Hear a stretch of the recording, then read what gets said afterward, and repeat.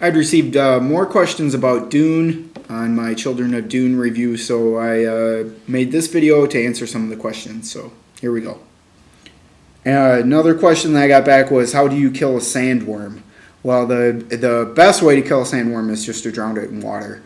What the Fremen would do with the small sandworms, I'm sure you saw this in the movies, but like they would drown the sandworms, and then the sandworms would vomit up this bile, which was the water of life, which would the Bene Gesserits would use to transmute the water of life to go undergo the spice agony, which brought them about to being Reverend Mothers. There's other ways to kill sandworms, though. Electrocution was one of the other ways. It is a worm, so if you try and cut it, you know how worms here on terrestrial worms will just regrow, and you have to destroy the complete worm, and that's the way these worms were too. So if you wanted to destroy a worm by just doing the whole thing, you'd have to destroy each segment. And another thing was that Muad'Dib ordered some of his men to get ready to dump some of the changed water onto a pre-spice mass. This seems to be something everyone will know will cause the death of the worms over time, but why?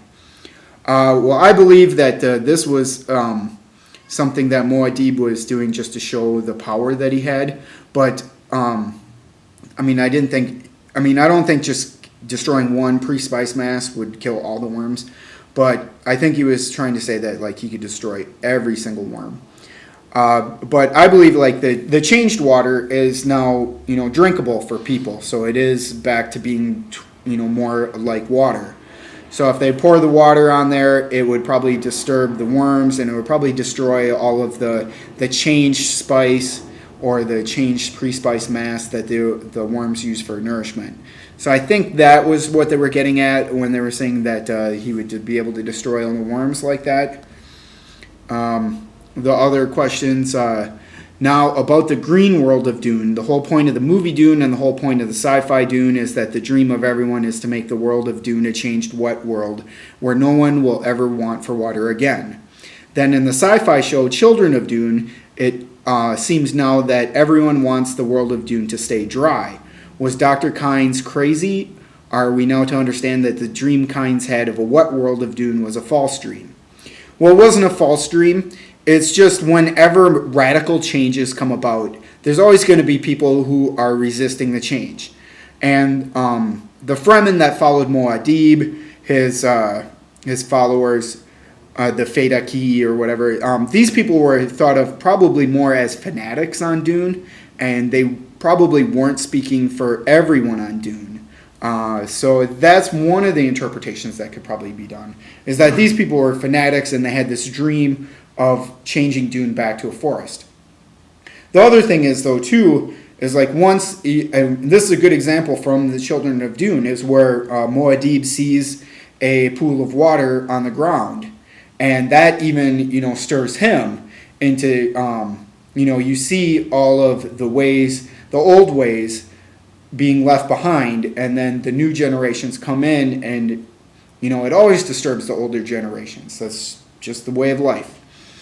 But also, too, there was, I think it was in the books, or might have been in the movies, but there was one thing where, I think maybe it was Stilgar, it might have been someone else, but it was a phrase that says that God made Dune to test the faithful. God made Arrakis to test the faithful.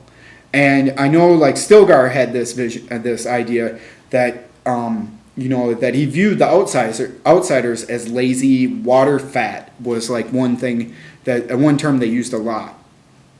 So I think that's another thing that they're seeing in the Children of Dune, where it's starting to become this more lusher planet with more water and more rainfall. And the older generation is looking around and they're seeing the younger generation people waste water and become water fat. So I think that's another reason why a lot of the people were resistant to the changing of Dune.